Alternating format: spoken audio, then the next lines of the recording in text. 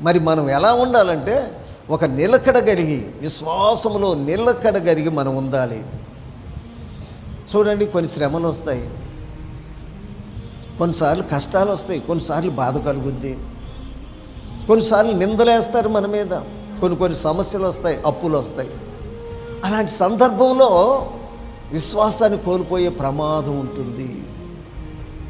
ఒక్కోసారి ప్రియమంది విస్తారమైన ఆశీర్వాదం వచ్చేస్తుంది, ఉద్యోగం వచ్చేస్తుంది, వ్యాపారంలో ఆశీర్వాదకరం, గృహాలు వస్తాయి, వివాహం జరుగుతాయి, అన్నీ ఉంటాయి. అప్పుడు కూడా విశ్వాసంలోంచి తొలగిపోయే ప్రమాదం ఉంది. చెప్పే కదా, మేలొచ్చినా కీడొచ్చినా విశ్వాసంలోంచి తొలగిపోయే సమస్యలు ఉంటాయి. డబ్బు ఇచ్చి మనం ఎంతవరకు విశ్వాసంలో ఉంటామో పరీక్ష చేస్తాడు. ఇటు శ్రమ కలుగజేసి శ్రమల్లో ఎంతవరకు నాతో ఉంటారని ఆయన పరీక్ష చేస్తూ ఉంటాడు. గుర్తుపెట్టుకోండి.